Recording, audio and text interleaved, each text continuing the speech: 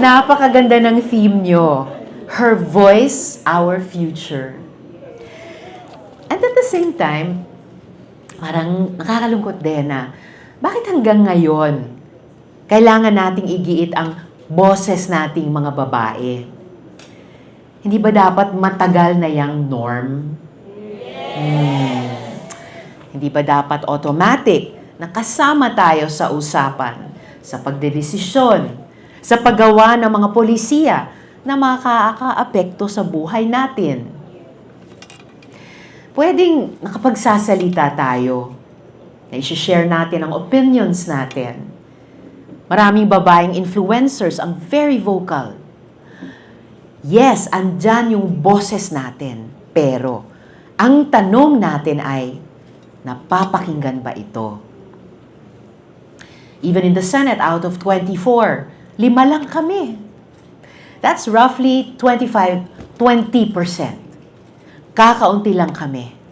And even sa national and local elective positions, 1 out of 5 lang ang nahahalal. In the past, lawmakers have mostly been made up of men, which has led to policies that don't always take into account the unique needs and concerns of women and other marginalized groups. Sa isang study nga on the impact of women on state legislative policies, ang sabi doon, women in states in the US, states with the most number of female representatives introduce and pass more priority bills on women, children, and families. Kaya, importante ang boses ng babae. Dahil when women are in governance, we bring a lot of different ideas to the table that come from our different life situations, social roles, and challenges. Kung may kikwento ko po, sa lahat ng mga batas na ipinasa natin, gaya ng Safe Spaces Act, Raising the Age of Consent Law, Girls Not Brides Law, Expanded Anti-Human Trafficking Act, lahat yan, naging open kami sa consultation sa mga women advocates, fellow women and men, senators, and our allies in and outside the Senate. Pinapakinggan namin kung ano ang kanilang sasabihin to make sure na yung batas na gagawin namin ay talagang makaka-address sa primary concerns nila. Kaya, huwag niyong isipin na walang makikinig o walang mapupuntahan ang paggamit ninyo ng inyong boses. Sa panahon kasi ngayon, marami ang nakikinig, pero hindi naman sila makapagsalita. Maraming may gustong i-share, pero pinipiling manahimik. Kasi baka ma-judge, baka pagtawanan, baka ma-invalidate.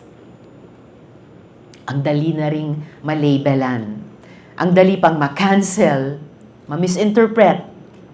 Kaya minsan, ang default na lang ng iba, sige, huwag na lang ako magsasalita. Pero, kapag pinili nating manahimik, hindi lang boses natin ang nawawala, pati ang perspektibo natin, ang experience natin, at ang possibility na baka may magbago.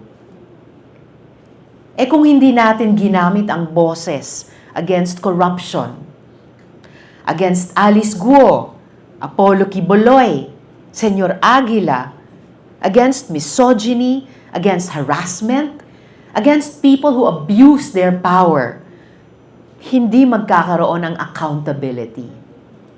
Magpapatuloy ito hanggang sa mga susunod na henerasyon. Kaya, don't lose your voice. Speak up when you must.